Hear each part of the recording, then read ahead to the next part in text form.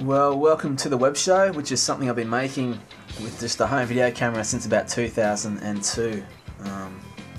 Usually just travelling around by myself, or sometimes a friend comes with me, and I just wanted to see what was possible with a home video camera.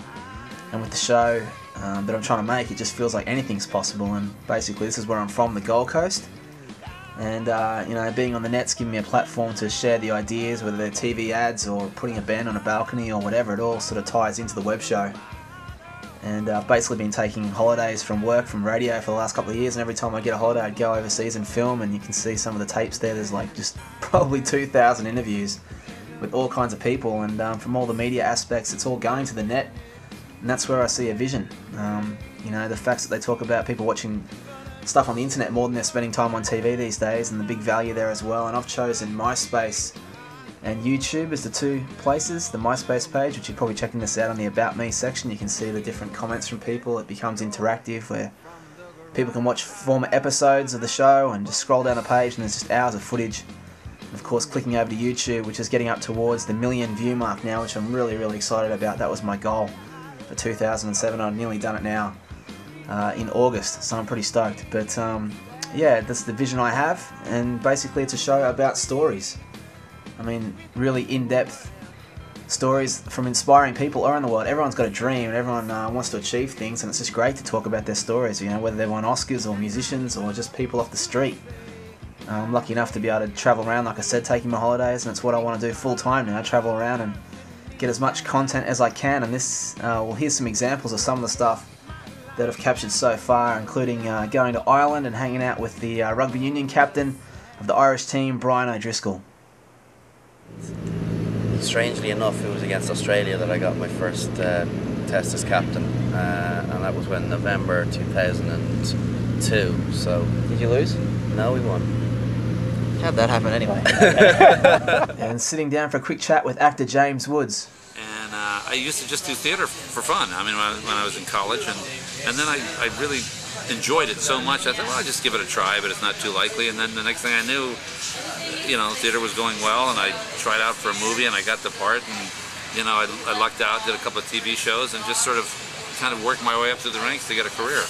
Yeah, so it's a show that sets out to prove that anything's possible when you start out chasing a dream. Okay, now looking back when you first started, I'm sure you told the story many times, but how did it all come around for you, where regards to like even maybe beginning the dream? Because I would assume now that you're living in an incredible dream from where you were in Ireland, right?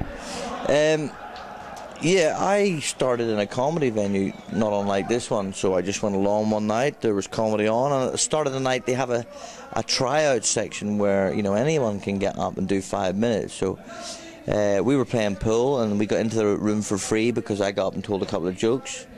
And I just told like jokes, two guys walked into a pub sort of jokes. And that's how it took off, and I was very naive to it because I didn't really know what stand-up was. But that was the start of it, and that was in Sydney, and that was 15 years ago. And there's catching up with actor Burt Young and the amazing story of how he wrote a letter that completely changed his life. Dearly, if an acting background is a prerequisite, read no further. Hello, if you're still with me, acting none, life credits plenty. A, first assault conviction. B, first baby born. C, first homicide indictment. All the way down, very flip. And at the end I said, seriously, Lee, I don't know if acting has anything for me or vice versa, but I'm treading water. See me. Yeah, so it's an amazing story, and when you've got the camera on and you're on the streets, you never know who you're going to run into. Alonzo. Alonzo? Now we're here on Santa Monica, the little esplanade here, and Alonzo, you've been dancing on your skates. How long have you been doing that for? Oh, I just play around in the rinks and so forth, and then I'll get tired of the rinks because they control you too much in the rinks. They tell you got to do this, you got to do that. Okay. But out here, you just skate. Do whatever you like. Yeah, so you can meet all kinds of people and you can go all kinds of places. All right, so on the set in Hollywood with the lovely Jessica Drake from Wicked Pictures. How are you? Hi, I'm great, and we're on the set of The Collector, directed by Brad Armstrong for Wicked Pictures, and it's being shot on film. It's very exciting. Okay, now can I ask a little bit about you? Where'd you grow up in America? I'm originally from San Antonio. Okay. Texas. I'm a Texas girl. How does a young Texas girl end up in Hollywood working in the adult industry? I'd love to know that. Luck. So from filming on porn sets, we also get to sit down with really cool people like Kamal. Well, that was going to be my next question. Like, do you have advice for young people out there, and forgetting it's music or anything in life, what would you say to young people about getting out there and chasing dreams? I think you've got to have a fire in your belly. You know, if you really believe something, and if your mind and your heart says you can, you can. But if your mind says you can and your heart says it can't, problem. You've got to coordinate your mind-heart coordination together.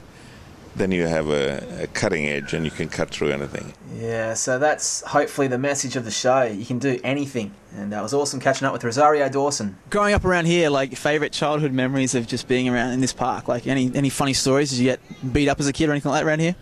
No, actually, I was more of the kid who would come in and sort of help the kids who were getting beat up, because I was really skinny and really fast, and I have a lot of uncles, so I was always the person to sort of like figure out when I was talking to them, like if they were a righty or a lefty, punch them in that arm and then run. Rosario is just amazing and a film star on the rise, and it was so cool to actually sit down and film with her mum, Isabel, in 2002. My daughter at the time was 6, I believe, or 7, and my son was 2 years of age.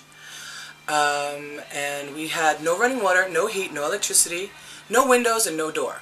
We had police barricade that went around the hole in the living room until we were able to get the plywood and be able to support the beams that had burned from the fire. Yeah, so it keeps getting proved to me when I'm travelling around making the show that everyone has an amazing story if you take the time to find it out, including little Stephen Van Zandt from The Sopranos. It takes a common sort of working together, you know, for a common good, common goal.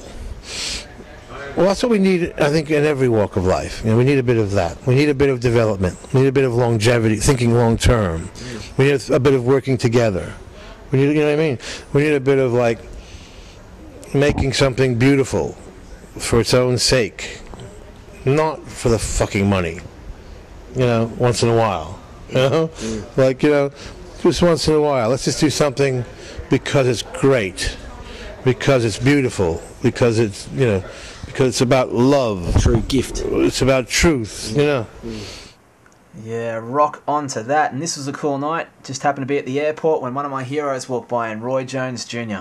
Do you, like, if you're talking to young kids out there, and regardless if it's boxing or if it's just life in general, do you just agree that it's just hard work that's got you to where you are? I mean, obviously you're very talented, but you work hard as well, don't you? Yeah, but off the top, you got to have first faith in God, then faith in yourself.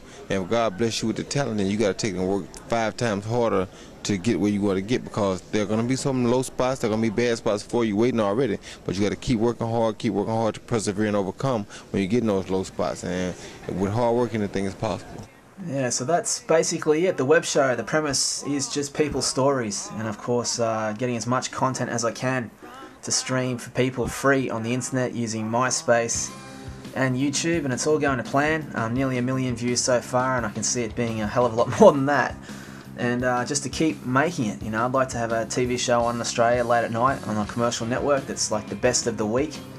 And at the heart of each show is stories. And this is the kind of dream list I'd like to interview. You know, obviously Bono, you know, Oprah would be a dream come true. Michael Jackson, such a big fan of him. I'd love to speak to him.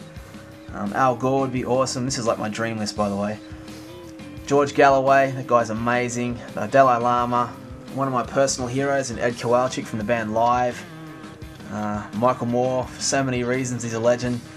And Melinda Gates, she would be cool as well. And of course, Angelina Jolie, why not? Hey now. So that's basically the concept. Everything's with a home video camera. There's pretty much no expectations, but I really believe that anything is possible. How did you get your sort of impulse to want to do this? Did you make films back in Australia? I've been writing scripts for the last couple of years pretty poorly. Smoked way too much pot and didn't focus on anything, so that'll do it. It's just been a matter of turning it around. So I started this idea as a magazine actually, called Edge Magazine. Oh, cool. And but the actual logistics of putting it together and selling it, everyone was saying it's going to be impossible. So I thought, well, I'll just take the simplest way, which is myself and a camera, and make it as a TV show. I think it's a great idea. And if you make it about people, then it's the people that tell the stories. You know? Yeah, always. I feel blessed just asking. You right to go? You're working your way from the ground on down.